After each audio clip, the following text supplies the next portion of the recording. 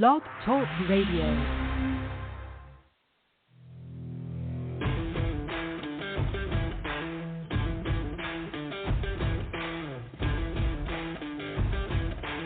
The following broadcast is brought to you by the iGolf Sports Network. Golf Talk Live is sponsored by the iGolf Sports Network and Golf Tips Magazine. Here's Andrew to tell you more about our sponsors. iGolf Sports is a live stream broadcast and media production company providing quality programming designed to attract the golfing enthusiast.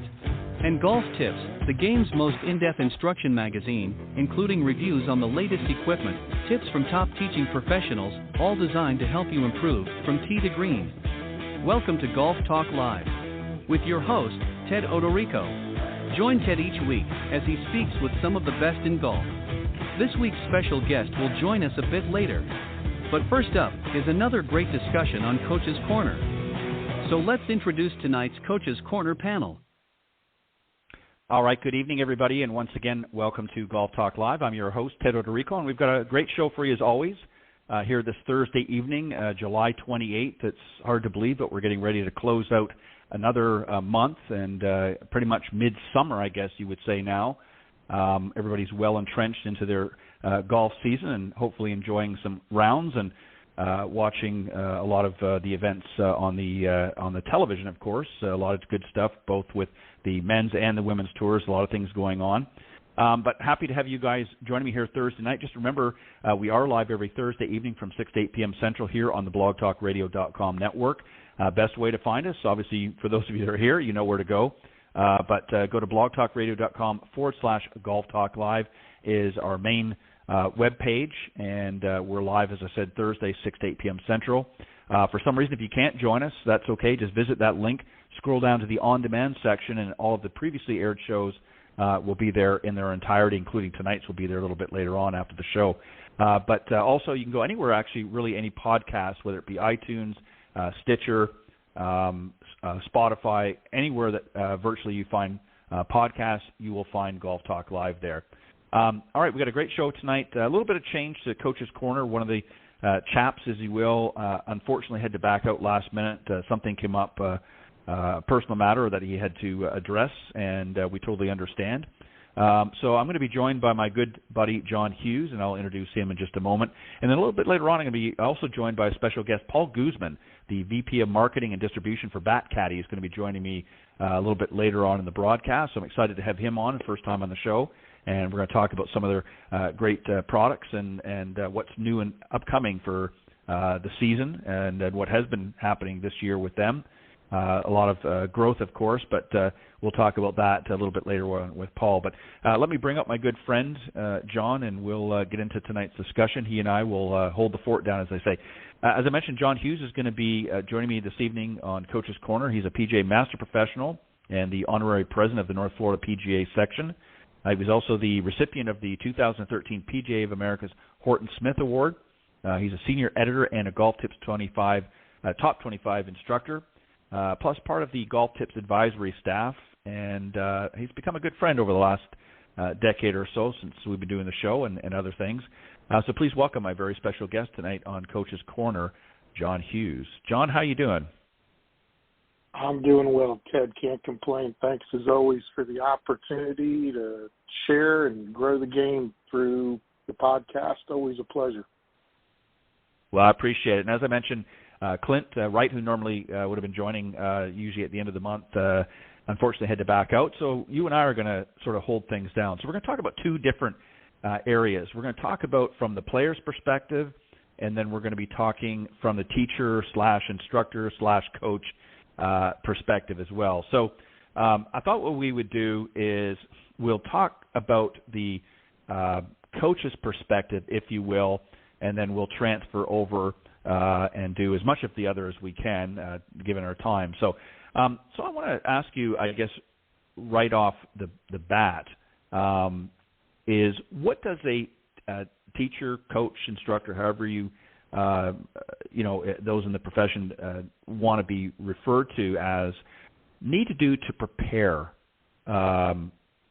both for the season and for students. Obviously, it depends on the individual students. Some things are going to be different. And we're going to get into specifics. So just sort of give us a general overview. What do you do to prepare each season when you're getting ready to work with your clients? And do you do anything special to prepare for a lesson?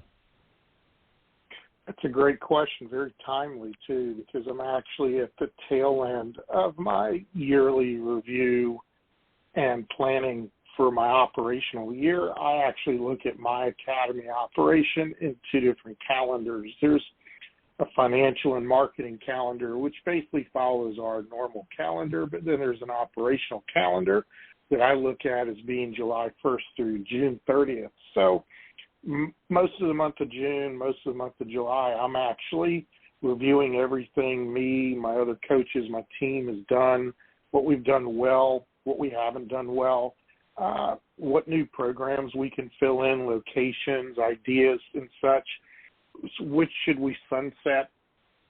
And this is purely business planning, obviously, but this all sets up how the client or potential client sees us and first engages us, whether it be through email, text, phone call, a personal one-to-one meeting.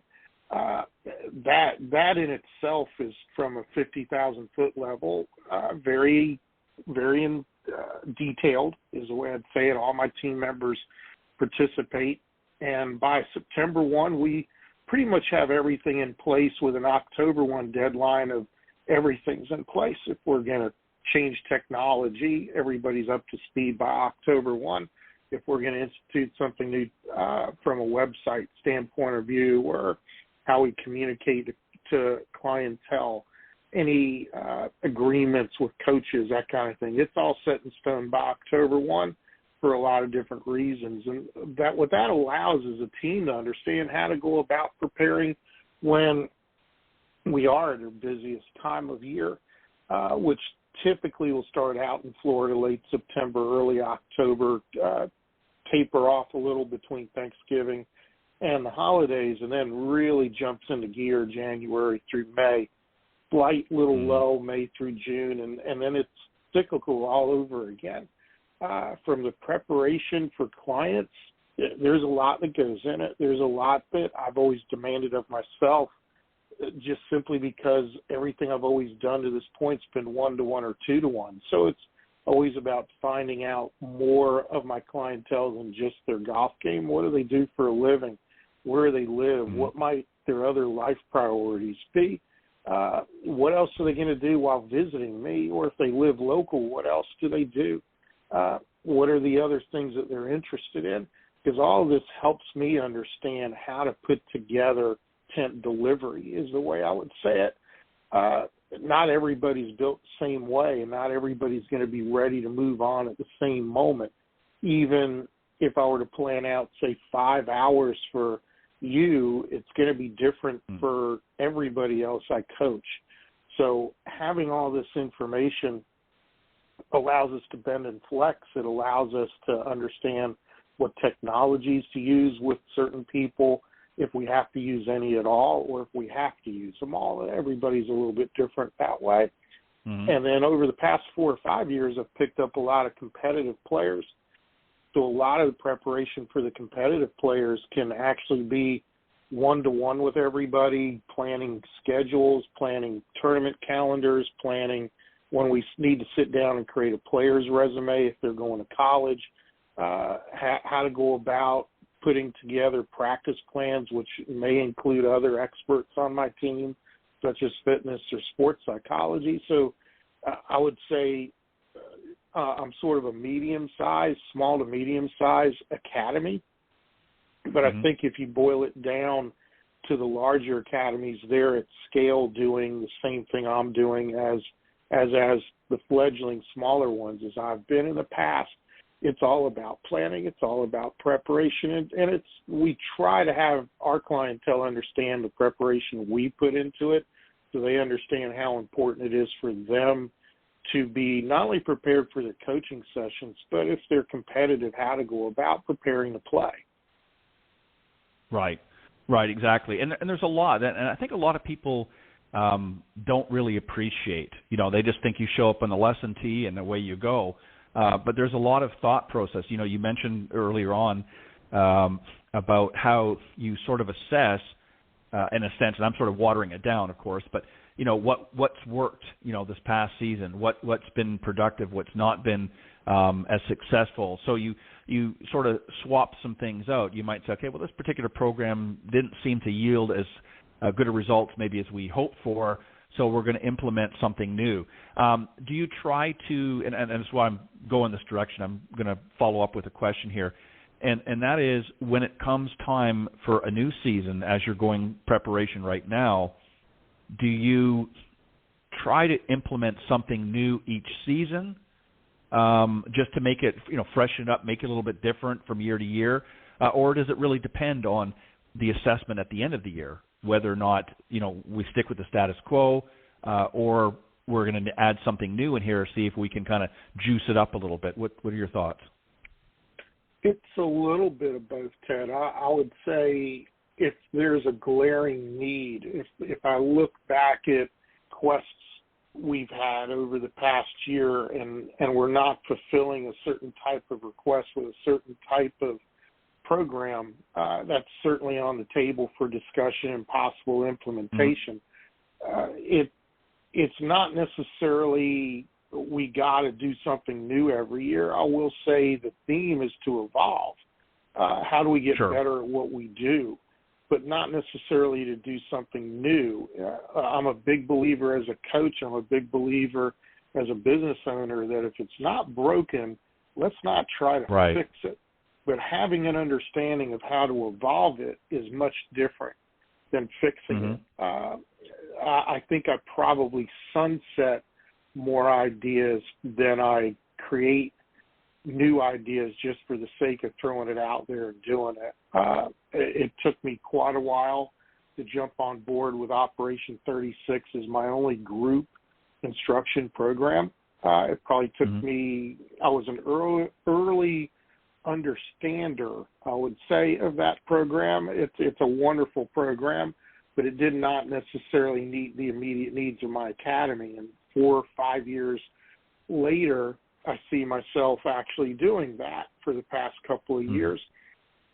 But at the same time, as much as that need and demand was there 2 years ago, is it still there now? Is it still worth being part of our academy curriculum, our programs that we offer? Everything's always up for discussion. Everything's always up for review. It's just a matter of what makes the most sense, what's the best use of our time. Everybody on my team knows that I'm a big believer in using our time correctly, simply because it's our only non-renewable resource. So that's ultimately how we're looking at programming for our clientele as well. Is it the best utilization of their time? And what have they shown us as far as participation numbers related to that? Well, yeah, and it comes down to a time management for both sides, for both the player and obviously the coach as well.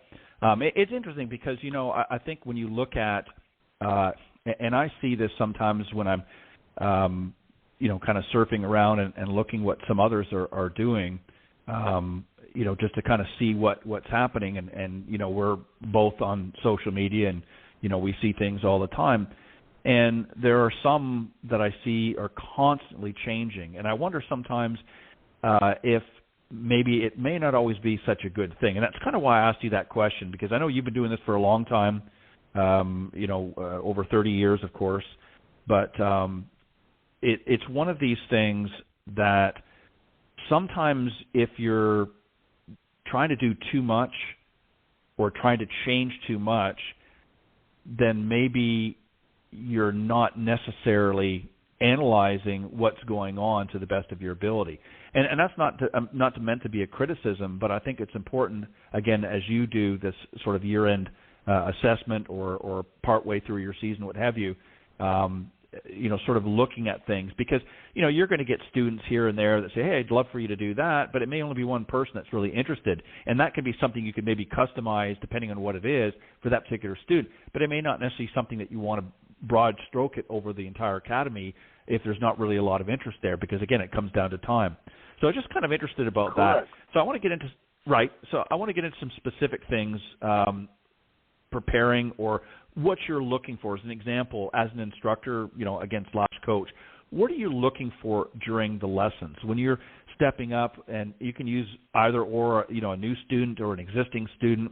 Again, you don't have to name names or anything, but whatever example you feel is going to serve the question best. But so, as an instructor in that, what are you looking for during the lessons when you first step up on the lesson tee and you're meeting Joe or Jane or whatever the case is? What are you looking for? What is your approach from that standpoint? What happens next? Well, I get to Falcons Fire a minimum of an hour prior to any coaching session scheduled, simply because I need the time to start getting my mind ready to pick up the nonverbal cues, to clear my senses of any outside distractions. And what that allows me to do is pick up simple cues such as, this person's always 5 minutes early, why are they 15 minutes early? Or they're always 10 minutes early, why are they 10 minutes late? It literally starts that way. It also starts with, how are they warming up, and talking to them as they're warming up about what's transpired prior to them showing up for their first coaching session with me or since their last coaching session. I'm constantly, the typical word used is quizzing my clientele. It's not because I'm nosy. It is because I'm inquisitive about where they may feel they are that particular day, not only within their game, but within their lives. A couple of weeks ago, somebody showed up and they had just won a tournament, had never told me about the tournament, even though I've been asking them about it for a long, long time. Are you playing tournaments? And they were just trying to hide it from me. Did I sense it? I sensed it a little bit prior, but not to the extent where they just went off, played a tournament, and came back with a trophy. It was pretty cool. Right. But at the same time, you can get somebody to show up, and it's obvious that they're not having the best day, whether it's a health issue or a family issue or whatnot. Maybe they're physically having issues themselves. They're not able to move the right way. It's very often because I view my clients as being committed. They do a lot of practicing, and some of them will sometimes overdo it. And it's sometimes very noticeable as they're making swings, and we have to make adjustments that way. So clearing my head, being able to see the nonverbal while asking for the verbal cues is really important as we get into a coaching session. The communication back and forth is invaluable, and it allows me to bend and flex as the time goes on.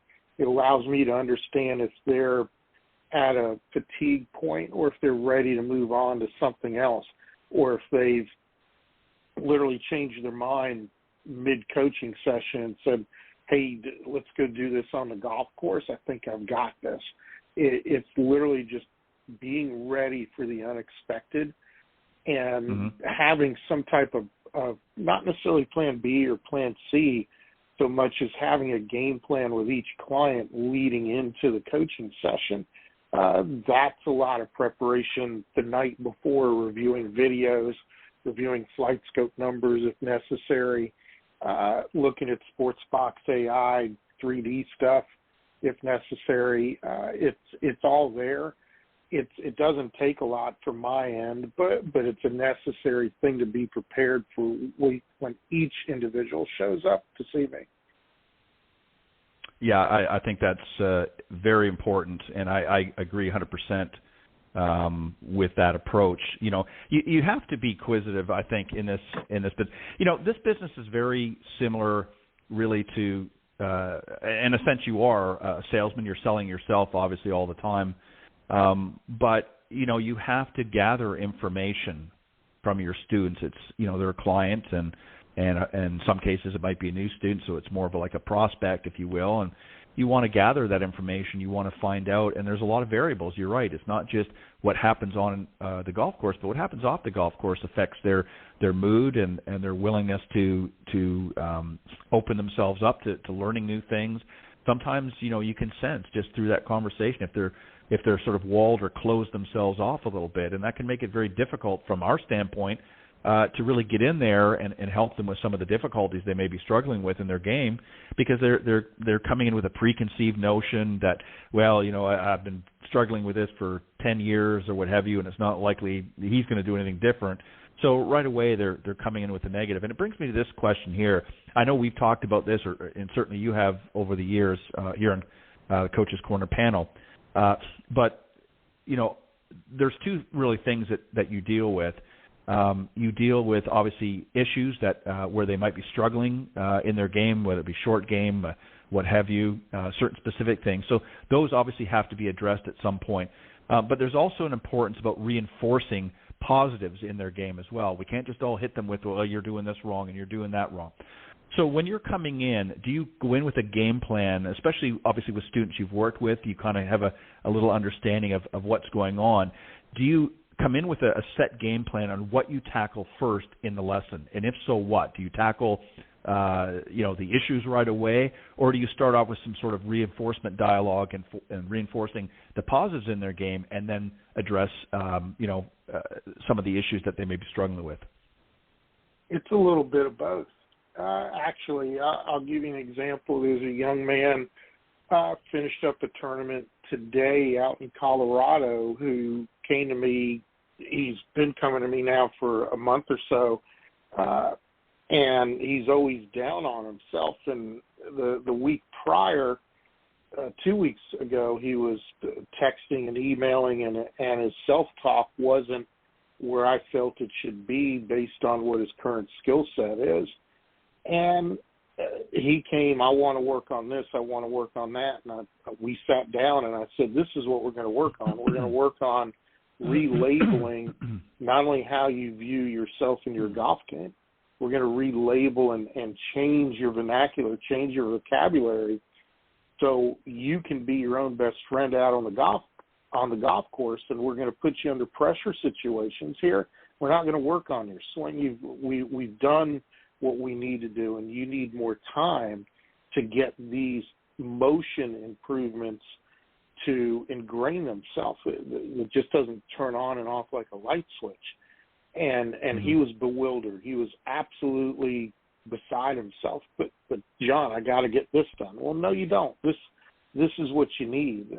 And sometimes you just have to, as a coach, put somebody in their place to say it not so nicely but loosely, while at the same time somebody will come and they've got a really, really good assessment of what they want to get done. I've got a regular client from Tampa that sees me every other Saturday who does a lot of practice, who used to be in the golf business and is very familiar with statistics and the science of the golf swing. And the night before, I normally get a text from that person. Here's what I've seen. Here's what I need to work on. He'll send me some videos when he gets there Saturday.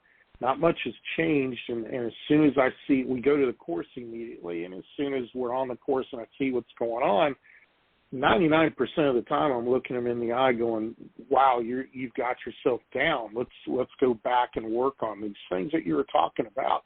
So those are the two extremes, and everybody sort of falls in between. There's never, ever a template per se that a coach follows, right, so much as there are some hints, there's some cues from the symptomatic things physically, but also the symptomatic things that you see that are non-physical. You were talking about assessing from a business standpoint and communication, and I've got a lot of clients who are physicians. And when we talk about what they do, and I've got a lot of friends who are physicians, and when they're asking me about what I do, we both sort of sit back and chuckle and go, wow, you're basically doing the same thing when I'm in clinic and I walk into an exam room and I'm trying to get to the bottom of something, and no two clinical visits in an exam room with the same patient are alike. And that's very true when you've got a really good coach in front of you.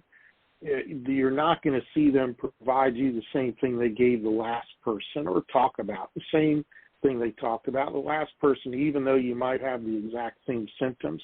It's all about you, and it's all about how the symptoms came about. And without being understanding and communicative, there's no way to get to the bottom of your ails and try to cure your causes. We're just going to Band-Aid the symptoms until then. Mm-hmm. Yeah, and that goes to really a truth that, even if you have two students that are struggling with the same area, there may be two different solutions to the problems. Because I think golf instruction has really evolved a lot over the years, from sort of a one-size-fits-all to, okay, let's look at your situation. Okay, yeah, you're slicing the ball, and yeah, you're doing that, and there are certain, tried-and-true things to help with that. However, there may be some other issues that are happening in your game as well that we can address that are still going to accomplish the same things, but help elevate your game as opposed to treating it as, the next guy down the range. And that's something that, went on for a long, long time, whereas we kind of just not necessarily put a Band-Aid, but we kind of one size fits all. And I think we've learned over the years that that's just not the case, that everybody's different, size different, so on, and abilities, not just ability and how they hit the ball and that, but how they approach the game, the commitment levels they're willing to put in. There's a lot of factors that go into it. And I think we're learning as, over the years now that everybody's different, and I think we have to treat it that way. How much change is too much? We see students coming in that need a lot of work, and it's not a simple fix. How much change is too much? Because you run the risk if there's too much that it overwhelms them. Obviously, you're not going to do it all in one session, but you've got somebody that needs a lot of work to be able to really improve their game enough that they're actually going to enjoy it. How do you decide that, okay, we're going to make these changes, but it's going to have to be in a certain time frame, otherwise it's going to become too complicated and overwhelm them?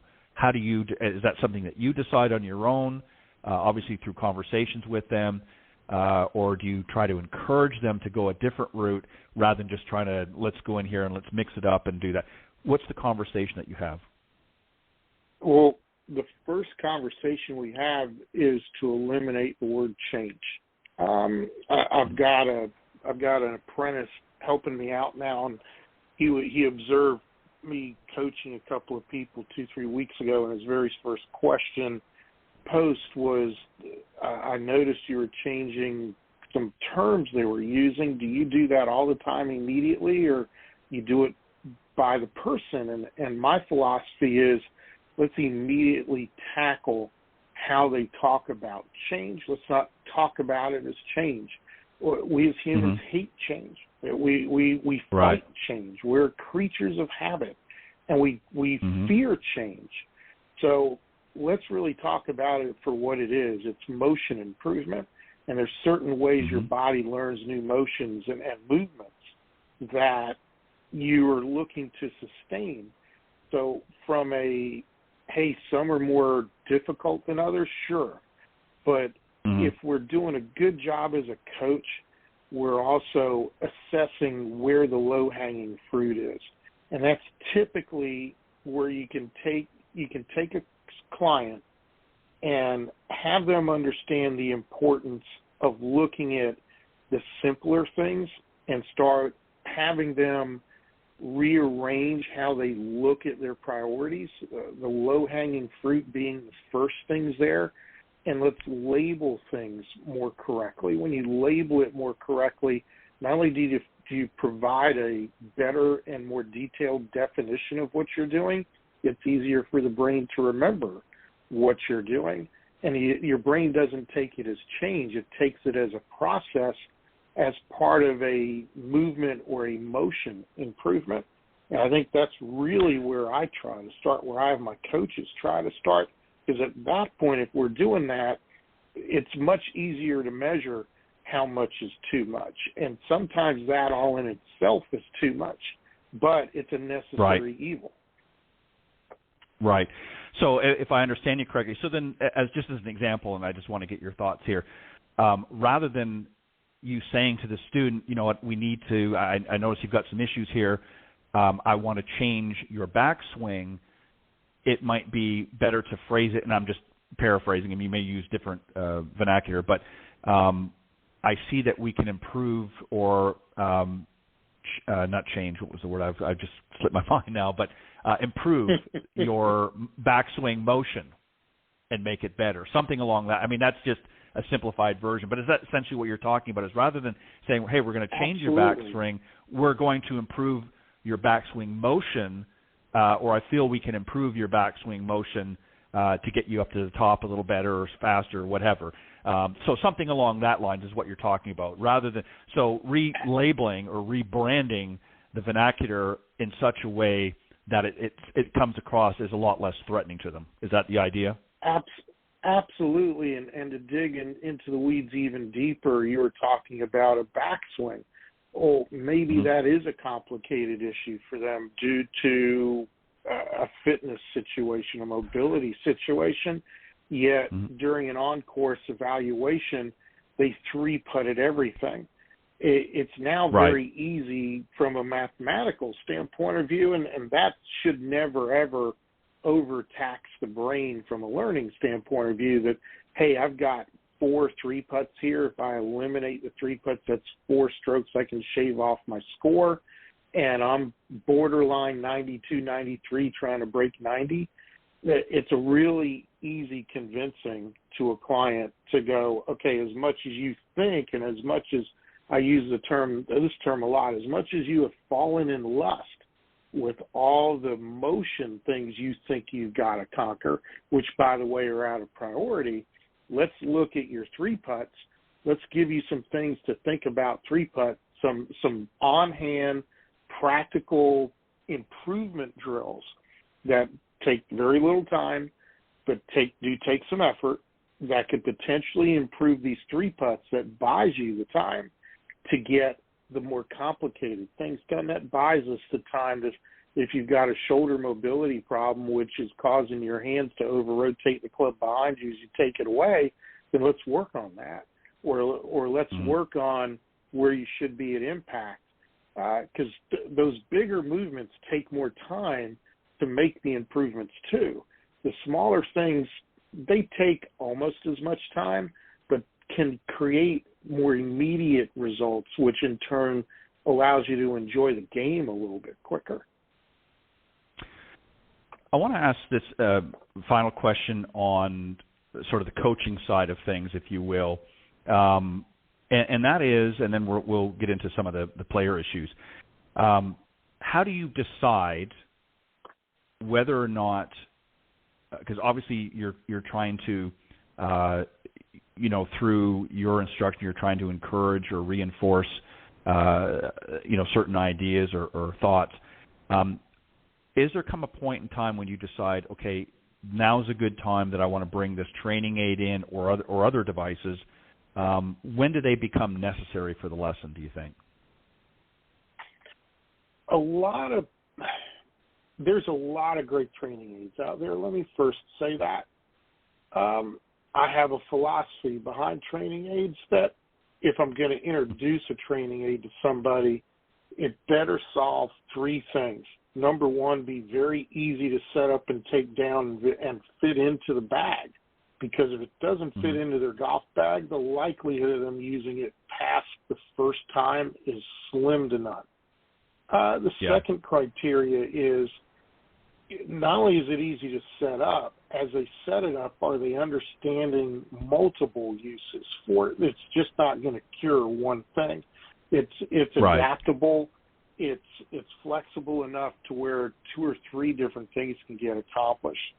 And then the third one is that they not only see what's going on, they feel what's going on. If a swing aid can't put you in a position to feel differences between what you currently feel in your swing and what you want to feel in your swing, then it's not a good swing aid for you.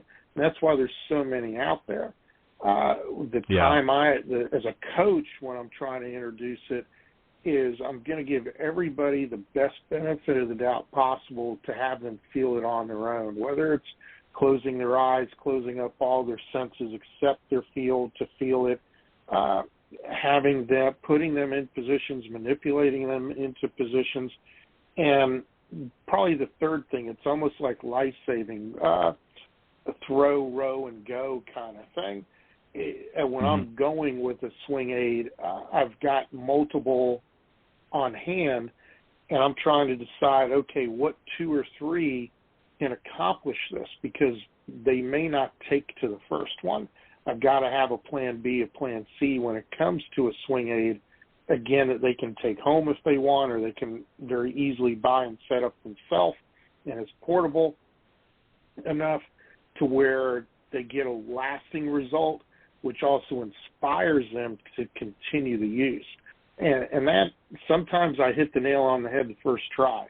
But if it, after 5 or 10 minutes, if it's not working, I'm right back to the tent trying to find the next best thing for them. And it's not necessarily the next best thing. I've got 2 or 3 ideas. The first one wasn't necessarily the best idea. Yeah, and the other issue too, John, I think, with when it comes to aids or devices or what have you, and there's a lot of, as you said, there's a lot of great stuff on the market. But you're exactly right. Number one, if it's something that they can use during the lesson and exclusively with you, that it's not necessarily something they have to take home, but it might be something that helps them warm up better, or it might help them get that feeling that they need to feel that they've been working on. That's relatable to their swing, I think that's fine.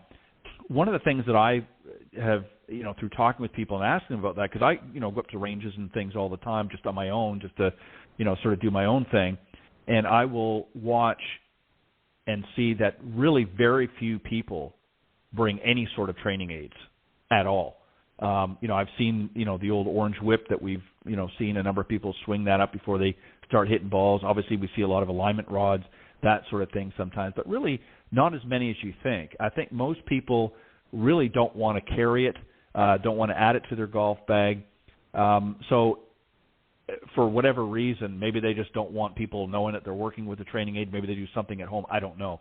But the other thing, too, is I think, John, is that some people are very apprehensive, especially if it looks like it's complicated. I mean, there's a lot of good stuff up there. But to be honest, for those that maybe aren't as athletic or don't have the same coordination as some of the people demonstrating it, let's say, and I'll use that politely, they're very apprehensive about using it. They don't want to look foolish. They don't want to, be doing something incorrect. And I think that sometimes makes people a little bit apprehensive. I mean, there's certain clubs that are weighted and whatnot, and they're pretty straightforward. But then there's other things that you've got to put this on. I mean, I've been to the PGA show as you have, and you see all kinds of vests, and people are strapped in like they're about ready to be dragged off to the nut house, and people are not going to do that. Maybe in a special session, but I don't see people using that. Maybe you're seeing more of it than I am, but I don't particularly see a lot of people using a lot of these different aids. And I think it's because of, one, as you pointed out, having to lug it around with them depending on the size, but also, two, is, how quickly can you set it up, and is it something that's easy to use, or is it cumbersome, or not really as simplified as what it's made out to be, and people just don't bother. So it's just an interesting thing. You see so much, and obviously, with my deal with golf tips, I get people reaching out all the time for reviews and things, and I'm happy to do it. But when I look at some of the things, sometimes it's just, I don't know if I would necessarily use it myself. So sorry for anybody that's sending me stuff. I just got to put it out there and be honest. All right, I want to go to, so we got a little bit of time left, and just talk about really from a player's perspective. And I'm not talking about PGA or LPGA players. The sort of adage is, typically golf is a game for retirees or That's certainly untrue. The largest share of American golfers, and this is from some stats in 2017, was people between the ages of 6 and 34. They make up 69% of all golfers. So no matter your age, if you're interested, obviously, in golf lessons, there's some things that you should know. I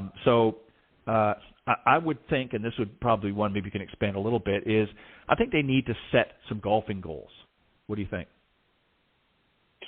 If you're serious about improving, goals without a plan are basically dreams.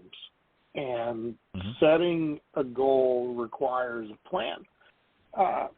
So, yes, I agree with you. If you're going to see any coach for any reason, what's the plan? And that's something that I ask clientele before they ever show up to the first coaching session. What is your plan? What does it look like? I ask that in a player profile. I ask that on the phone as we're trying to feel each other out to see if it's a good fit. The real crux to most people's issues with lessons is they come in with a predetermined idea of what they think ails them and what should be done. And if that's not changed because there's more information out there, without the information age of the internet, that was still something that we all faced as golf coaches. It's a matter of understanding, hey, where did you get this information? Where did it come from? If it's something that they have that they have a keen sense of because they're well educated, that's great. But if it's something that was provided them free of charge, well, free information is worth exactly what you paid for it, if you ask me. It might be with all good intent, but what's the source of that information? What's the source of that suggestion? And that's always been the case. So I think you've got to come in with a plan. You've got to come in with an open mind for you and the coach to alter and flex that plan based on what your ultimate goals are. Are your short-term goals you want to hit the ball better, and your long-term goal is you want to shoot 70, yet you're in 95 land right now and you can't hit a green and you can't putt? Agreed. Right. We've got to work on your ball striking. But let's look at some miniature ball striking, chipping, pitching as a segue to get you where you need to be while, again, spending time with your putting. If you're in the 70s, say, I got to hit more fairways. Well, great. Let's look at those statistics versus getting all bent out of shape on I putted 32 times. Well, you may have putted 32 times simply because you said you knew you didn't drive it well. You weren't hitting greens and you weren't getting up and down. So having an understanding of what you're doing is great. You must have a plan, and you're going to a coach to help create and or flex that plan you have. Without being communicative and open-minded, it's going to be difficult. And I think the vast majority of people who walk away from lessons uninspired have a lot to blame on their coach, but they must share and take ownership of that blame because they failed to come in with that open mind to see some potential from a new perspective, is the way I'd say it. Yeah, and I think a lot of people, too, come in, obviously, as we've talked about before, with very unrealistic expectations. They're not necessarily willing to... Don't even get me started with that. Yeah, I know. Yeah, we're not going to. Yeah, we don't have enough time left to do that. But we've talked about this many times on the show before, where we get people who, don't set any sort of parameters, and I think a lot of times they come in looking for that Band-Aid. They're just, I'm doing this or I'm doing that. What can you do? And it's like, they want an instant fix that they can walk away and feel good about. But the truth of the matter is, even the best players, if they're away from the game for a little while or not practicing very much, old habits, things will start to creep in. And so I think it's important, obviously, and we're going to skip by this one a little bit, and that is, you need to find the right golf instructor for you. You need to interview them. You need to talk to them, have a conversation, talk to several. Certainly it's good to get referrals from maybe other players that you're familiar with and then start that conversation. But you need to find somebody that you're comfortable with and that is listening to your needs and so forth. So I think finding the right golf instructor is first and foremost if you're planning on taking lessons. So I don't need you to respond on that. I'm just sort of throwing that in there. I think this one you touched on a little bit as well, and that is coming to your first lesson prepared, especially if you're just starting with a new instructor or coach, is coming prepared.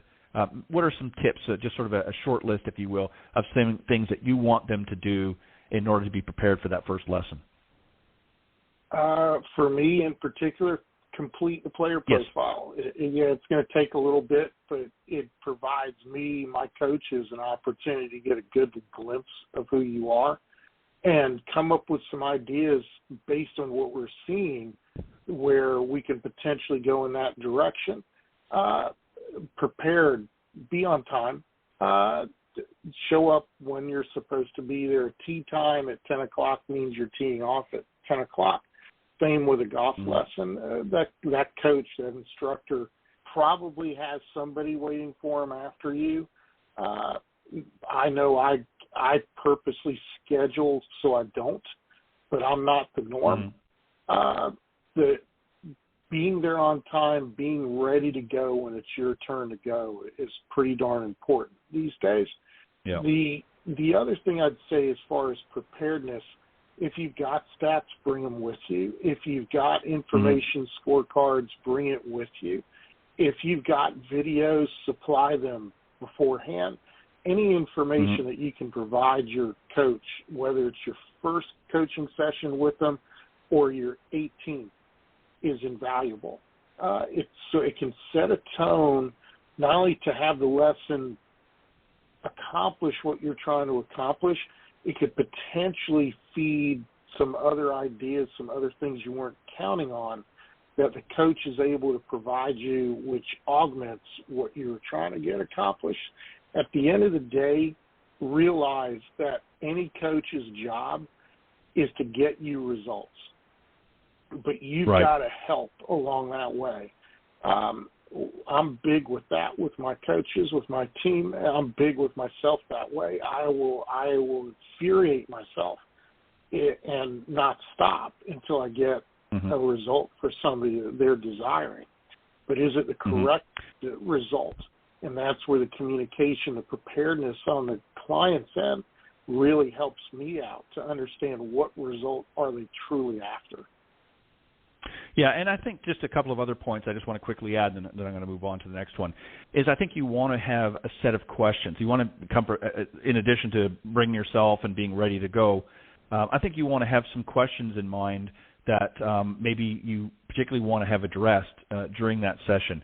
I think also, too, and this might seem like a very simple one, but you'd be surprised, and this is more geared towards obviously first-timers or new people that have never taken lessons before or very new to the game.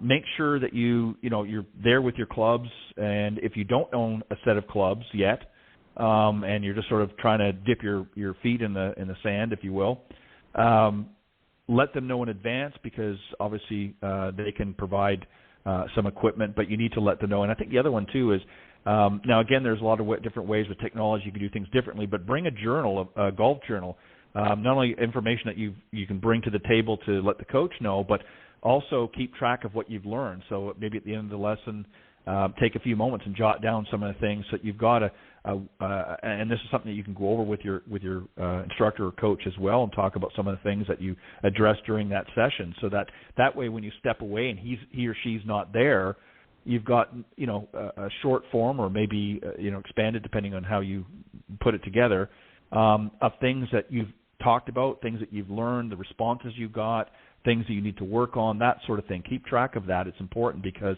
that's going to help you prepare for the next lesson as well.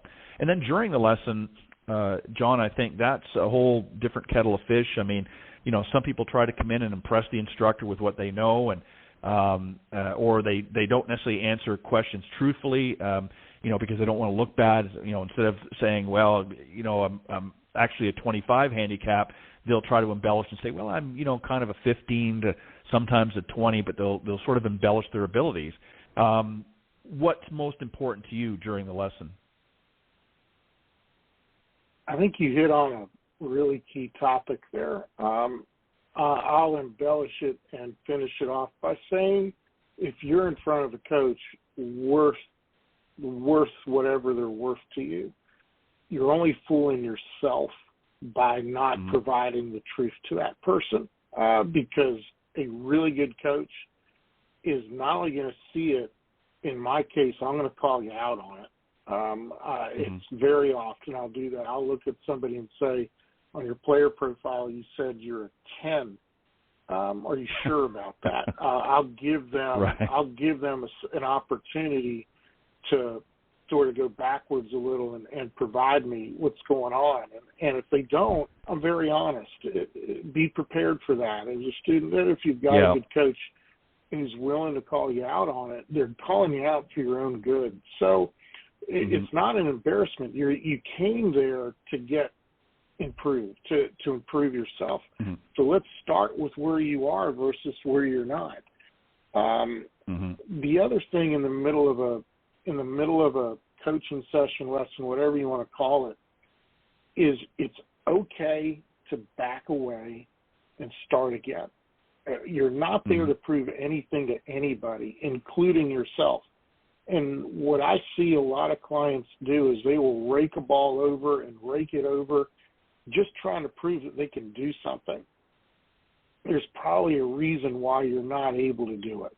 And when you back away, start again, and think through the process your coach has provided you, chances are you've missed a detail, or chances are maybe the coach has missed a detail or has missed seeing something about you, maybe a physical deformity or impairment that's preventing you from doing it. Let's not try to prove right out of the gate that you're a super person and can get this done. You're there because you weren't able to get it done in the first place. It's going to take some time. It's going to take a little bit of work, not a lot, and it's going to take the amount of work you want to put into it. So realize there's smart work and there's not such smart work. And when you're working smartly, especially with trying to improve your golf skills, it's not about how quickly you're going to get there. It's about how complete you're going to get there. And quality is always going to win out over quantity. Back away. Right. Take your time. Don't be in such of a hurry. The more hurried you are, the less likely the improvement you're seeking will continue to avoid you. Yeah, I couldn't said that better. And I think at the end of the session, it means at the end of your lesson, I think it's important that you ask your coach or instructor for some feedback. I think that's important to do that. Maybe get them to summarize what you've learned during the session. Again, that's when a good opportunity you can be taking some notes as they're summarizing it. And one or two items you should focus on now. Obviously, this is when you're going to be given what I like to refer to as home play instead of homework. These are things that are going to help you achieve the plan or some of the goals that you've worked on. So I think it's important for them to do that, is to sort of put that together. And then obviously you want to practice as soon as possible. You want to get out there and work on some of the things that I think your instructor or coach has given you, and be able to put that into practice and also into play. Get out on the golf course, and obviously you have to be mindful of slow play and things like that, but I think you have to be willing to certainly put some of that in play while you're out there and around, because it's the only way you're going to find out if it's going to work for you. And if it doesn't, then obviously those are things that you can discuss the next time around. So any final thoughts or comments, John, as we wrap up together? I like what you just said as far as getting out and trying it. I'm going to the golf course more and more and more with my clientele so they can do that, so they can understand how to do that. Going out to the golf course to try it doesn't necessarily always mean that you should be keeping score either. Go out and just try it. I've got a group of competitive juniors right now that I took out to the course several months ago for them to try out playing from 50 yards, or try out playing from the forward tees rather. And a couple of them came to me this week and said, "Hey, at our club, because what's getting mundane. We did this the other day, and we tried playing from 76 yards. I'm like, 76 yards? Why? Oh, that it was my grandfather's birthday yesterday, and that's how old he turned. So that's the yardage we played from. And I'm like, cool.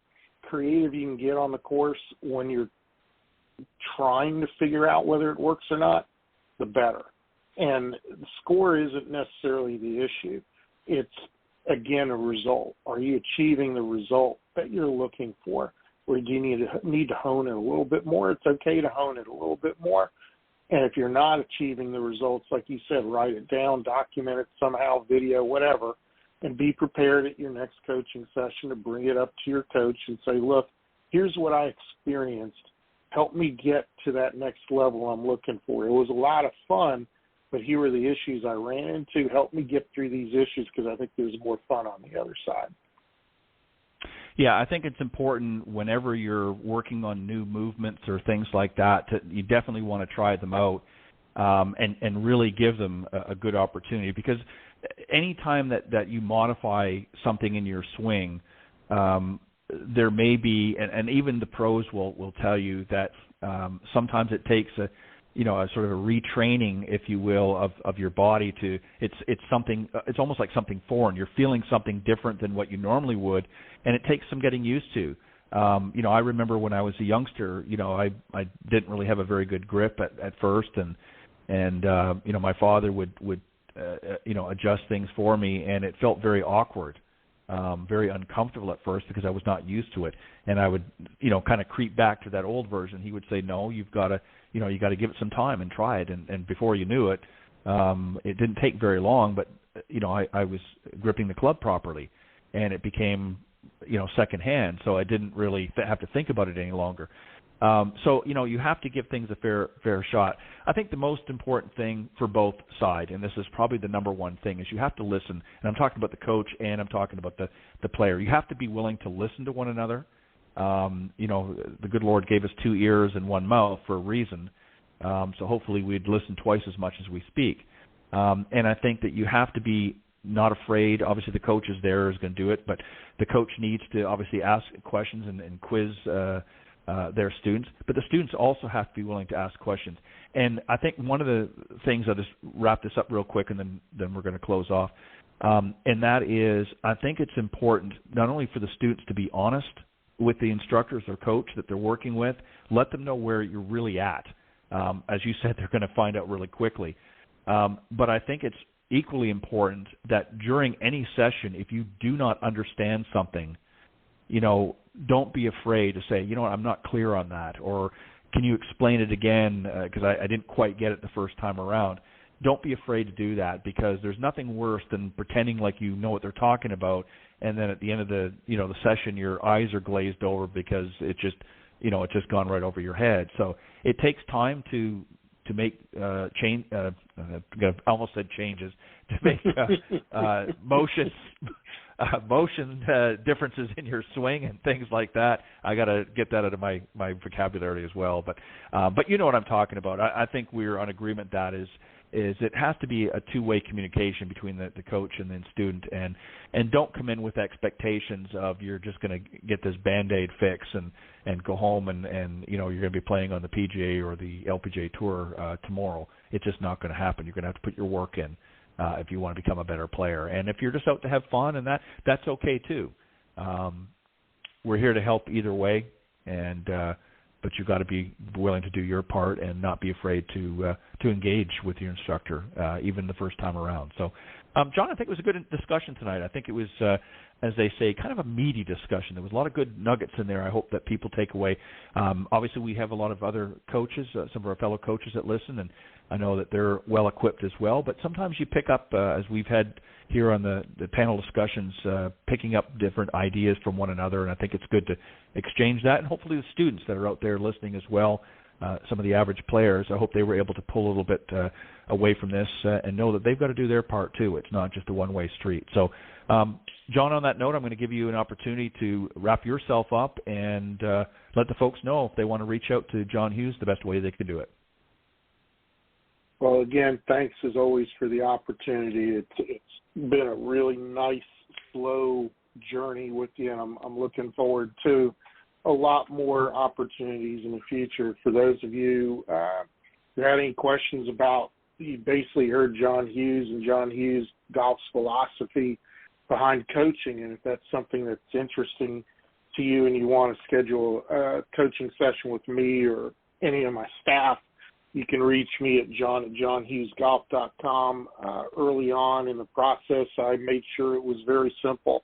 You can find me at John Hughes Golf, whether it's social media, any of the platforms I'm on, email. Very simple to find out. The other thing I'd like to do is let everybody know that I'm returning to Macklemore in Rising Fawn, Georgia in October. We'll have more information about that. August the 10th is when I'm going to be announcing that to the general public. Look for October dates, very limited October dates. Had a wonderful time up there in June. I was invited back by my great friend Charlie Reimer. Thanks, Charlie, and the staff up there had a wonderful time, and I hope the people out there will take the opportunity to visit me there in October. Sounds good. Looks like a great track up there. I know you had a good time, and it'd be good for those tuning into the show to are planning to be up in that way to certainly look you up. And again, they can reach you at a variety of different social media platforms. But John, as always, pleasure having you on the show. I appreciate it. And I will see you next time here on the Coach's Corner panel. Thanks, John. Thanks, Ted. Take care. Appreciate it. All right. When we return, we're going to take a quick break, and I will be joined by this evening's guest, Paul Guzman from BATCADDY. We'll be right back. The following ad is sponsored by Golf Tips Magazine. Are you tired of being short off the tee? And what about those 3 putts? Forget about it. It's time you got serious about your game. Golf Tips, the most in-depth magazine in the industry. For over 30 years, Golf Tips has delivered expert content such as the latest golf instruction from America's top pros, simple-to-follow practice and game improvement drills, fitness and mental game tips, equipment, training aids, accessory and apparel reviews, golf destinations and travel tips for every budget, and so much more. Don't miss a single issue. Go to golftipsmag.com and subscribe today. All right, don't forget to go to golftipsmag.com and subscribe. It's available in both print and digital version. You can get either or you can get both. So make sure you check it out. Go to golftipsmag.com. All right, I'm joined, as I mentioned, by my very special guest. He's from BATCADDY. He first joined them as a manager and customer service and logistics back in April of 2018. He was quickly promoted to managing director in June. And in August 2020, he took on the additional role of managing the corporate marketing and distribution function. And he currently is the VP of Marketing and Distribution at BATCADDY. So please welcome my very special guest this night, Paul Guzman. Good evening, Paul, and welcome to Golf Talk Live. Well, thanks for having me on, Ted. I've been looking forward to it. I appreciate it. So let's tackle it, I guess, as this way first before we get into, and also on a side note, and we'll talk about it a little bit more a little bit later on, but you've got a special promotion for the Golf Talk Live listeners. We've got a promo code. We'll give you that. It's going to give them a 10% off their first purchase at BATCADDY.com. We'll talk about that a little bit later on. So we appreciate you setting that up for us. And we'll give them all the information. We want them to stay tuned, though. We don't want them going right now. We want them to stay in tune so they can hear a little bit more about BATCADDY. But we'll give them that as we go through the conversation several times. But so give us just sort of a general, because we're going to get into specific things here, about BATCADDY. But just sort of give us an overview. And essentially, when did BATCADDY sort of come into the golfing market? Give us an overview of the company and how it sort of came about. Sure. BATCADDY was established in 2004 by Peter Hannaford, who at that point in time saw a lack of motorized push carts in the United States market. He's from overseas where the technology has been adopted for a long time and saw an opportunity here. So for the most part, started selling them out of his trunk, golf course to golf course, up and down the East Coast to get started. Here we are 18 years later, and BATCADDY is one of the leading motorized push cart providers in the United States. We've really led that charge over the last 2 decades. And we have everything from non-remote control caddies that are just motor assist that you can walk along with, to fully directional, with all the bells and whistles, remote control caddies that you can walk along and drive like your old little RC cars up and down the fairway and not have to worry about lugging your bags around.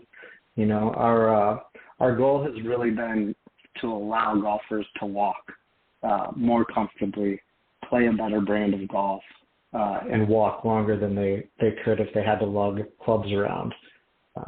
We really believe in the purity of the game with that piece. Yeah, I agree wholeheartedly. I was a couple of months ago, I was at Pinehurst, and I must admit, I don't always get out to walk around, and I played a couple of the courses up there while I was there, and of course walked. And I really enjoyed it because it's something that I think we take for granted, especially here in the United States. And I'm not knocking it. Sometimes it's applicable depending on the length of the course. But with the power carts, and I'm not talking your power carts, but I'm talking about the driving carts. It kind of takes away. You feel like you hit the ball and you're up there in a few minutes, and you're right there, and you're not really taking in the surroundings. And golf courses, I'm sure you can attest to as well, are actually beautiful works of art. I mean, some of them are very, very well put together, and it's a shame really that people don't enjoy it. So, you guys have, as you said, come to the forefront in the market here in the United States. Something that really I think was lacking for a long time, and a lot of people are looking. They're more health conscious now, and it's not just the younger generation, but even the older generation are saying, you know what, I want to get back to walking on, but it's lugging that bag around is too much, and you can lighten it a little bit. And not everybody wants to shell out for a caddy. Not all courses offer a caddy, so this is a great alternative. So, what has been some of the response from customers? I don't want to be specifically on the products right yet. We'll get to that in a minute. But about the whole idea of getting back and walking the golf course, what has been some of the, as you guys put more and more products together and views and ideas together, you've obviously done a lot of research out to the customer base. What has been some of the feedback as to why they want to go this route? You really have 2 different segments of customers. Right, we have golfers who have typically ridden in a cart, who are getting out to maybe walk for the first time, and then you have the other group of walkers who've carried their bags forever, and are looking or being convinced to put the bag down, so to speak. Right. From the cart riders, the biggest thing that I hear, and I really experienced this for myself growing up, is when you walk, it's just a different vibe, right? Like you were talking about, these courses as work of art. And I think, too, as you play the game and you start to learn a little bit about how courses are laid out and the visual, sometimes trickery, and right, it's just a different feel to walk the course and see it as the designers were meant for it to be seen.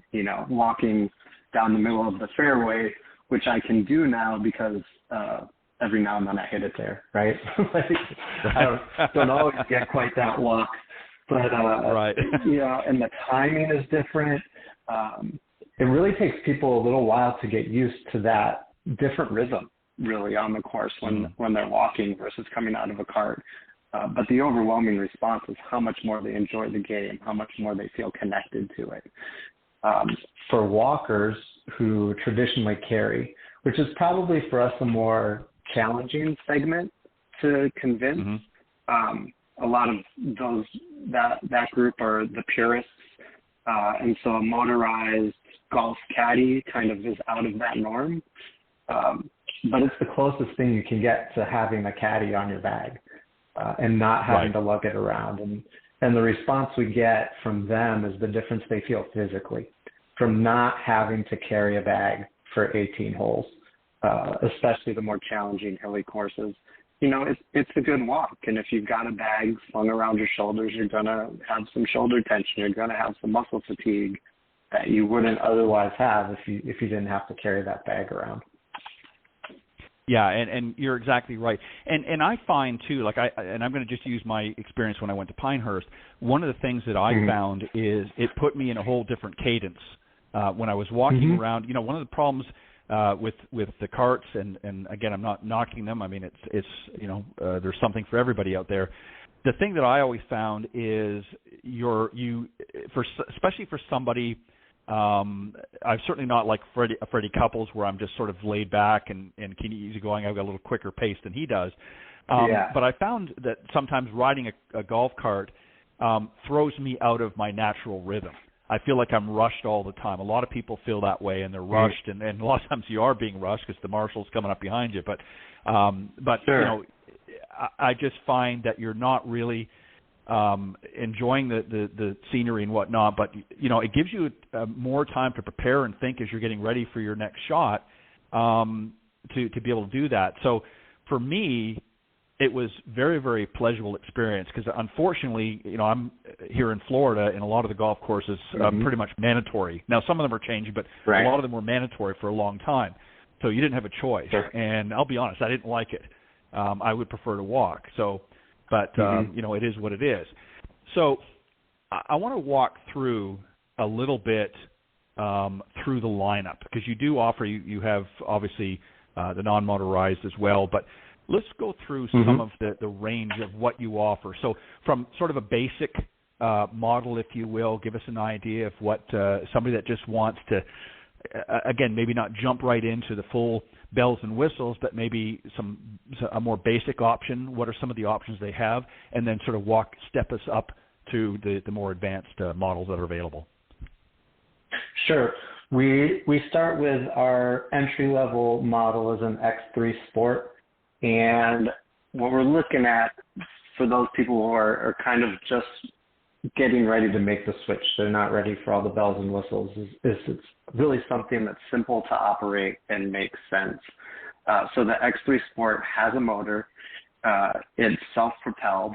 It has a speed control that you can set to match your walking speed, and then it has a button that starts and stops the caddy. It also has a timer feature where you can set it to go down the fairway 10, 20, or 30 yards ahead of you. But most people will just walk along with it, use the button to pause it, hit their shot, put their club back in their bag, push the button, and walk on down the course. And with those, usually you're holding onto the handle to steer it and to just kind of make sure it's going where you want it to go. Really effortless. All of our models, as we work up through them, are really designed to be secondary to the golf. We don't have any GPS or big, huge video displays on our caddies, and it's by design, the simplicity of what we have out there so that you don't have to think about it. As you get up into our remote control models, we have the X3R, which is kind of like the original, the workhorse that we've had around forever. That is fully directional remote control, which is as simple as pushing the little arrow buttons on the keypad and making it go forward and turn right and left and go backwards. It also has a downhill speed control, so you can control it going down the downhills. You don't have to hold on to it. And that is also backed up by the manual speed system, too. So if you wanted to use it and walk along with it without the remote control, you have that ability as well. And then we go up through our X4R, which has a couple more features. It's an all metal frame. And then into our X8R, which is a little more compact, and also has a true freewheel mode for people who, take the cart rides that they're not supposed to take, going from 9 to 10. We have the ability for those wheels to loosen up and not spin the motors when you're doing it. And as I mentioned, that one gets even a little bit smaller and more compact for trunk space. All of our models have quick release wheels. They're really simple to fold up and get in your trunk. One of the other nice features that we have is we've kept our lead acid batteries, which are the first technology back in the aughts to come with these. we've done that to keep a lower price point for people who are looking at an entry-level model and not quite sure that maybe the investment that they want to make. Because our caddies range anywhere from $450 up to $1,400, right? So we have a price point in there for everyone. But if you get that entry-level model and you decide that you want to upgrade to a better battery, which we have 3 battery options, all 3 of those battery options are interchangeable among carts. So say you've had your caddy for a couple of years and you want to upgrade to a better lithium battery that's a lot lighter and more portable and is going to give you more rounds per charge and for the life of the battery, you can upgrade your caddy. You don't have to purchase an entirely new BATCADDY for that technology. So we've really done a lot of mix and matching back and forth to try and make it easy for the consumer to adopt the technology, and then a lot of steps in there for them to be able to find the level of functionality and price that they want. And that's a great, I want to stop you there for a second. That's a great point that you raise, because that's, something, unfortunately, with a lot of products, not necessarily in this environment, but, you can get in at an entry level, but then you always have to upgrade to a whole new system or what have you. And that a lot of times makes people apprehensive. The fact that you have put things together in such a way that if they want to sort of dip their toes, if they will, in the water, figuratively speaking, and say, okay, you know what, I'm not sure if this is going to be for me, but, it looks great, I want to test it out, and they buy an entry-level product, and they decide that they want something a little bit more ramped up, they don't have to necessarily, go out and buy the whole cart again and or horse. They can actually just upgrade to a better battery, more long-lasting battery, and so forth. And actually just swap it out for what they have, as opposed to having to buy a whole new setup. And that really makes it very appealing for consumers, because they're not trading in the whole thing. They're just upgrading, if you will, what they currently have. So that's a great selling feature right there in itself. Yeah, exactly. And with the technology not being mainstream yet, right? We're still very, as far, compared to the amount of golfers that are out there in the United States, the amount of motorized push carts that are out there between us and our competitors is very, very small. So we're looking at, how do we lower that barrier of adoption and for people who are questioning the technology to begin with. We also just started on that point this last summer. We started offering a trade-in program too for people who have older electric-powered caddies, kind of the old push or pull it into the car lot trade-in deal, where we give people a $200 credit for trading in any old electric caddy that they have, and we've seen some real winners come in the doors from that have seen their share. They've been out to the battle for sure. I can imagine. But that's another great feature of your company, is to have that ability. Again, you get a lot of golfers that get out there and play a lot of rounds. Things get banged up and whatnot, and they say, it's time for a new one. What do I do? Do I just pitch the old one out, or I try to sell it on eBay or something? No, I can trade it in with BATCADDY. I'm going to get a reasonable amount that I can apply to as a credit to a new model, and go out and do the whole process again. So I think that's a great feature for you guys to offer, to your customers, and that, because I think that's important. That just again, it offers an opportunity to be a repeat customer, and gives them something for their existing. And you're gonna see some beat up models, and you also have as well. Yeah, I can imagine. I'll have to get you to send some photos one of these days to take a look at them. I can just imagine. But you also have I can just seriously, I can imagine. You've got demo and pre-owned as well, right? Correct. So we have demo models, which are our showroom we've had out and shown and displayed. And we also we sell at a discount, and then we also have our certified pre-owned that we have from our trade-ins that are in decent enough shape, that we run through an entire inspection, put everything back in there that needs to be put in, touch them up, put a brand new battery in them, and those go out the door at a little bit bigger of a discount than the demos, but they do come with the exact same warranty that our brand new models do, which is a 2-year warranty for the frame and the powertrain. on those and all the electronics. Wow. So you can get a deal on some of them when we have them in stock. They tend to go pretty quick. People see our ability to back those when we put them out in the field, and it's a nice way to save a little bit of money off the top too. Right, exactly. I'm going to quickly do this, the promo code. I don't want people to leave. This is something for you to write down and you can listen to for later. But BATCADDY is offering a promo code to the Golf Talk Live listeners. It's GTL 2022. To all of our listeners, the promo code again is GTL 2022. You get 10% off their first purchase at BATCADDY.com. So at the end of the show, I want you, for those of you who are interested, definitely go out and save yourself a little bit money, a little bit extra. It's a great product, and I think it's something you definitely want to take advantage of and treat yourself. We've still got lots of golf left this season. So again, that promo code is GTL 2022. You'll get 10% off your first purchase at BATCADDY.com. All right, Paul, I want to ask you, before we get into talking about, you've got a limited edition XR or X9R Carbon. I want to get a little bit of information on that. But before we do that, let's talk about, if you wouldn't mind, about the batteries for a second. As you mentioned, a lot of this technology that's coming out is still, fairly new to a lot of folks. Lithium batteries have been around, of course, for a while with everything from cell phones to other electronic gadgets. And this is something, obviously, that you offer as well. And you have 3 different performance levels, actually, of batteries that they can choose from, in addition to the 5 models of products. Typically, how long will the batteries last, given sort of average use? Maybe give us some specs, if you wouldn't mind. And then also, how long does it take to typically, from, say, the first charge, how long does it typically take to charge them up? And again, given normal use, if you will, or average use, how long will they last before they need to technically be charged again? Sure. As I mentioned, we still have the lead-acid batteries that we are on our base models. Those are good for around 100 to 150 charges.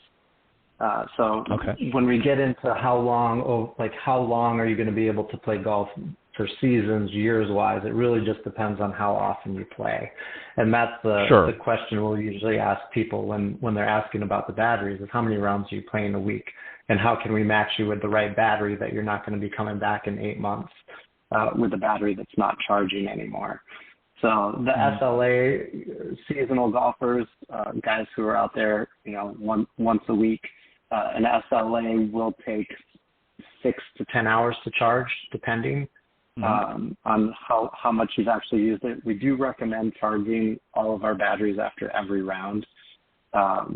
The high-end lithium batteries will go 36 holes on a single charge. If you don't have to do that, it's just better for the batteries themselves if you charge them in between rounds. But the next step up from the lead-acid battery is our standard lithium battery, which is a lithium-ion battery, and that is good for around 400 to 500 charging cycles. So again, depending on how much you're out there, if you're playing 200 rounds a year, you're gonna wear that guy out in a couple of years, and that charges after a use anywhere from 3 to 5 hours is pretty standard to charge it back up to full capacity. And then, as I mentioned, we do have our advanced lithium battery, which is a lithium phosphate battery. It's one of the better batteries out there on the market. You're looking at over 2,000 charging life cycles on that battery, and that is a 36-hole battery. So one of the confusing things I think sometimes when people talk about charging cycles is that's not necessarily rounds, especially with a battery that can last 36 holes. A charging cycle for a battery is basically charging it from 0 to 100. So if it only goes down to 50% and you charge it to 100%, you've only used half of a charging cycle as well. So it could be 4,000, 5,000 actual rounds that you get out of that battery. We've had people who've had that battery 6, 7, 8 years and play a lot of golf. And the other big advantage of the lithium batteries is the weight. The lead-acid battery is a 25-pound battery. whereas the lithium batteries are 4 and 7 pounds respectively. So there's also that to think about for some of our older customers who maybe don't want to be tossing 25 pounds around every time they get out there. They usually opt for the lithium battery as a matter of course. So yeah, and that makes perfect sense too. I mean, again, especially for somebody that's playing a lot of golf, you want something that's going to, give you a much better return on that investment. And again, if it's 4 pounds or 7 pounds, that's something that most even seniors can handle. But yeah, 25 is a little bit more. But again, I understand it's the technology is the difference. I mean, even I don't want to be slugging that around. But no, that's a good again, kettlebell workout is what that is. Right. Well, that's what I was just about to say. Yeah, I mean, if I'm doing my daily workout or something, but no, all kidding aside. I mean, obviously, as technology changes, and we're going to see those even come down. Even the lithium is going to come down as more advanced technology comes through, and eventually you'll probably be under a pound at some point. But it's good that they have a variety, and I think that's important. It gives them some different options. And again, for somebody that maybe doesn't play a lot, they don't want to necessarily need one that gets a couple of thousand life cycles, if you will. It still might be worth the money to invest anyways if you plan on playing a lot. But for somebody that's new, the one thing I do like about, and again, this goes back to what you said earlier, is the fact that if they make a purchase at an entry level and they decide, you know what, I am playing a lot more and I need to, up it a little bit, they have that option to trade in and do things. And that goes to what we were talking about a few moments ago. So that's a great feature, if you will, or offer to have, because sometimes you don't know, especially for newer golfers, you don't know what you're, how well you're going to like the game. You might first started this year and you decide that you want to, walk more and this is a great option and you've decided to make the purchase and you get out there and find you're playing a lot more than you thought you were going to play. And, not that the battery's not working, but maybe you need to step it up a little bit more. So that's great to have that as an option. As I mentioned, you've got a limited edition X9R Carbon. Tell us about that. It sounds pretty exciting. We did. We ran, for the first time this year, we actually put out a limited edition model, which was a small run for us to kind of test the higher end of the market and put all of kind of the things that we've learned over the years into a caddy. The X9R, it came in 2 versions. There was the painted version and then the carbon wrapped version. So both of those caddies, one of our main focuses, we were just talking about battery weight, was getting the weight down overall on the caddy itself. And we got that caddy with the battery to come in at right around 24 pounds, which is 7 to 10 pounds less than our leading competition out there. And just a spectacular weight point. We're talking about a battery that weighs 25 pounds on its own. Right now we have this entire frame, battery, wheels, accessories that all come in at under that weight, which is pretty amazing. And just the geometries that we were able to play with created a little bit more of a stable cart. It was the widest caddy that we've put out to date. Not by much, only a half inch wider, but just the little tweaks here and there in design created our most stable, lightest caddy that we've ever put out on the market. And that's really what we were going for. Again, functionality, design, very simple, very straightforward. How do we make it easier to play golf with this? We sold out of that X9R really quickly. And so right now we're looking at running another limited edition set for the holidays if that works out for us. So for those who saw them and were unable to get them, keep your eyes open around the holidays. Again, we'll probably put out another limited run of them. But we don't have them as a regular model yet. We are experimenting with our limited runs on some more niche products for us, as that was those came in at a price point of $1,600, $1,700. So that really was kind of a stretch for us to go up that high. But they were really, really well received. Well, and again, sometimes with a model like that where you do have some additional features perhaps, or you've got different technology into the actual process, making it a limited edition, people don't mind if it's built well, if it's good quality, if people feel like they're getting good quality for the price, people will pay that slightly higher rate than typically what you're charging for your higher end model year X8. But that's something too. Again, obviously you experiment with and do different things to find out what's going to work best for you. But obviously it was successful because you sold out. So it has, it gives you pause to think and say, okay, you know what, we're on something here. Maybe we need to come out with another one. I want to also point out too, BATCADDY has a lot of different accessories. We've got too many to go through them all, but a lot of them. And I believe if I'm on your site right now, that's why I wanted to talk about it. Is you guys are having a summer sale until July 31st, which is just a few days from now.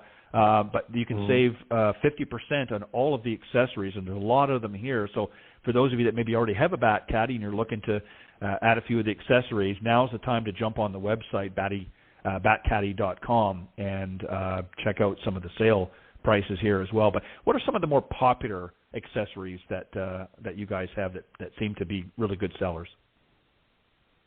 In the heat of summer right now, the umbrella has been very popular. Yes. Any shade that anyone can get out there, they've been going pretty quick. Also, our cooler bag that we have that fits on the different frames, obviously for keeping your your cheese sandwich from turning into a melted cheese sandwich.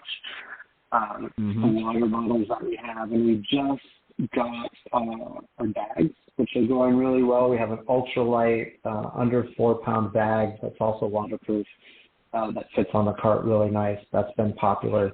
That is not just 50. All of our accessories are 50% off right now.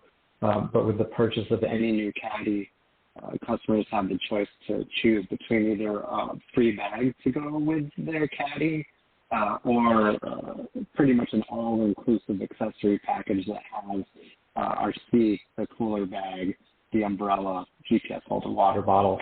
Pretty much everything you need to load out your caddy is coming as part of this summer sale with any new remote control caddy purchase. And, you also, I noticed too, that for all of your models, the X3, X4, and X8, you offer some spare parts because you never know. As you said, some of them get beaten up out there and maybe they need to replace something and whatnot. You guys have that handled as well, right? Absolutely. We definitely have some old war horses out there for sure. And just over the course of use, treads are going to wear out.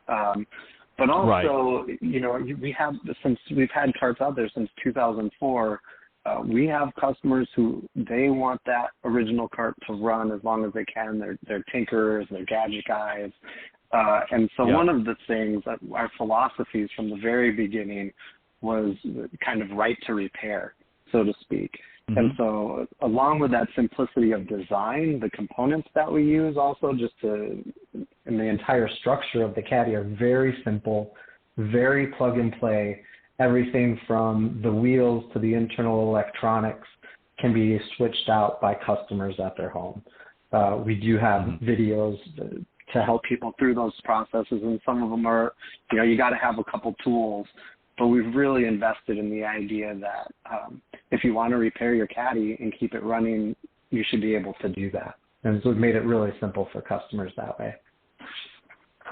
Yeah, I think that the easier and the more simplistic you can make a product to not just operate, but also in a case where you might have to make a repair here and there, if it's too technically involved or too difficult for people to do, and I don't care how tech savvy you are, there's a lot of products. If you've ever put together a barbecue, you'll know what I'm talking about. There's always a few extra screws left over.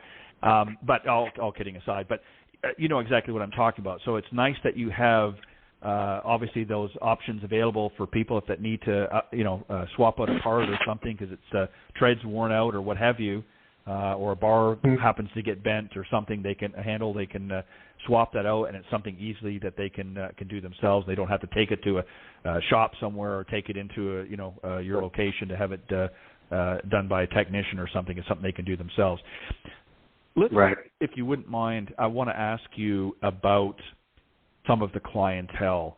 Obviously, I imagine when things first started, you probably had maybe a little older golfer that sort of gravitated to BATCADDY. Are you starting to see now, as more and more people come into it, and particularly more younger golfers, are you seeing, obviously I imagine, and I don't know what your stats are as far as the percentages, but I would imagine you're still probably a good percentage of some older, more seasoned golfers, but are you starting to see a younger demographic get attracted to BATCADDY now as well, as more of them are health conscious, they want to walk, and they want to get out and enjoy the scenery as we discussed earlier? Are you starting to see that trend as well? Yes, there's definitely an influx,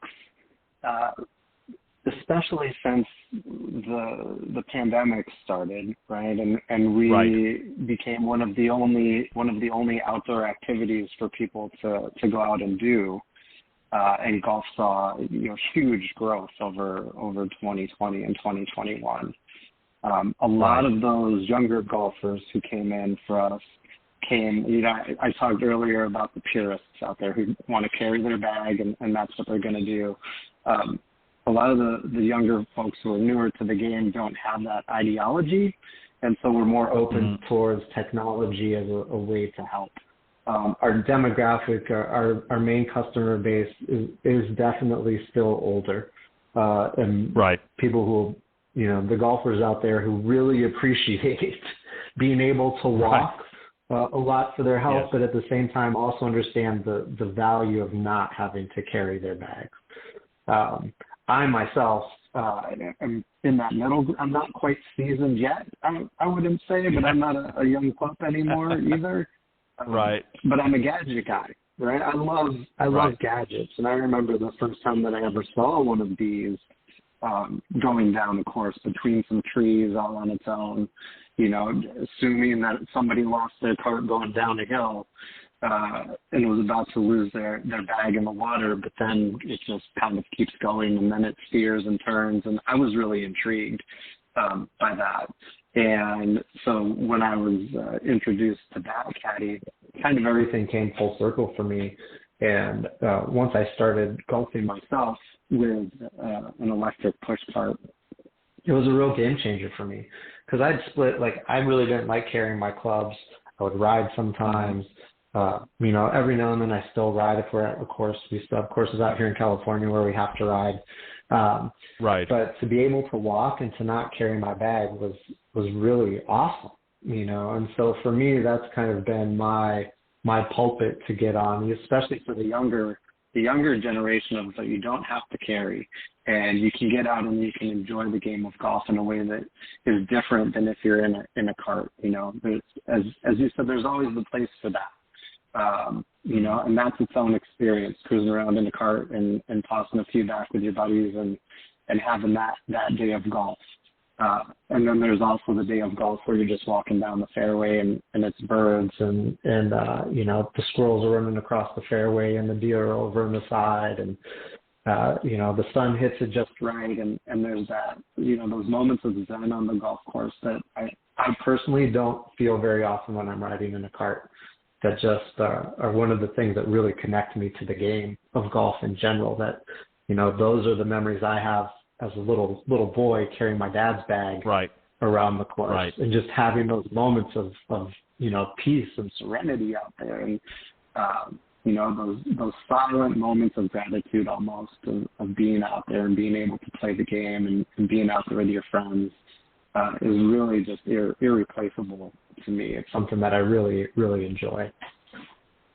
Yeah, and you're so right, Paul, because, as I look at this next generation of golfers, and you're exactly right, through, this pandemic, the golf industry was really very blessed in a lot of ways, because we were essentially the only game in town.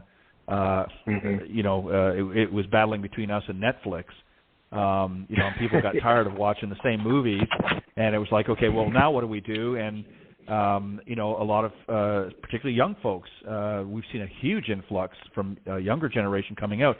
But what we've noticed, and I'm sure you've seen it as well, is it's about fun for them. It's not, they're not taking it quite as seriously as some of the more seasoned veterans of the game, and they just want to go out and fun. And that's why you're seeing companies coming out with these portable speakers that can GPS and give the yardages, but at the same time play their favorite Spotify playlist. Yeah. So I don't know, maybe that's something that BATCADDY, I don't know if you're already offering that, but maybe they can strap on their favorite speaker or something and add a few tunes to their BATCADDY, and you might have a whole new generation of buyers and clients. But this is what they're looking for. Is they're looking to make it fun, and again, they're very, very.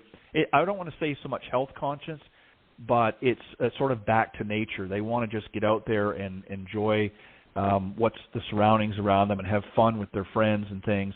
And again, I'm not trying to take away from the golf cart side of things, but there's a place for that too. But I think that what you guys offer is something that sort of brings you back to that more traditional with a little bit of an uptick, if you will, I guess is the best way to put it, is the benefits of walking, but at the same time having something there that's going to handle the load, if you will, especially with today's golf bags and equipment and things like that. You need something to help shoulder the load, because it hurts carrying that bag after a while, and not everybody has access to caddies. But so what's coming down the pipe? I know you can't give out maybe too many secrets. You said you may be coming out with another limited edition perhaps in the near future. What are some other things? What are other opportunities do you think that BATCADDY has to really tap into this golf market? So without giving anything away, we've been this is a year that we've been kind of targeting here for a little while. Our goal is always to expand the market, kind of like what we've been talking about. How do we lower that barrier of entry for people who are interested in the technology? And really for us, it's about expansion of model lines and affordability. As we get into the end of the year, we're really going to be looking at doing a couple of things that are going to change the market a little bit and really make it more affordable for people to get involved in the game in a way that they want to, with technology that's going to help them play better golf, really, at the end of the day. Right, exactly. Well, what we'll have to do at that point is, as you get progressed a little closer and you're able to share that, we'll have you back on the show and talk about some of the things that when it's appropriate. But I don't want to get you in trouble and giving away too many secrets too soon. We'll save that for another time. But I really appreciate it. It's very interesting, and obviously I've been in the golf business for a long time, so I'm familiar with who you guys are and what you have to offer, and I think it's great. And which reminds me, I'm going to give another plug to the promo code that you very generously put together for us. It's GTL 2022. This is for Golf Talk Live listeners. You can go out and get 10% off your first purchase at BATCADDY.com. So go to BATCADDY.com, find out what it is that you want to purchase, which model you want to get, and then at checkout enter promo code GTL 2022. That's GTL 2022, and get 10% off your first purchase at BATCADDY.com. Paul, I really appreciate you coming on. Any final thoughts or things that you want to say as we get ready to wrap up? No, just thanks for having me on today. It's always a pleasure to talk, and I look forward to being on again when we have some more news for you. I appreciate that as well. And just food for thought, I will certainly reach out to the appropriate parties, but I am the publisher and editor of Golf Tips Magazine, and we're getting ready to do our holiday gift guide. This may be something that you want to include in that holiday gift guide. There's obviously no cost to you guys. So I will reach out to the appropriate parties, and you guys may want to have one of your products featured in the magazine in the upcoming issue. Absolutely. So we'll do that at a later point. But I appreciate Paul coming on. It's very interesting to share a little bit more about BATCADDY and some of the various products and technology that you guys have been working on and are working on. So much continued success, and I look forward to having you join me again in a future show here on Golf Talk Live. Thanks for joining me. All right. Thank you. Take care. All right. Bye-bye.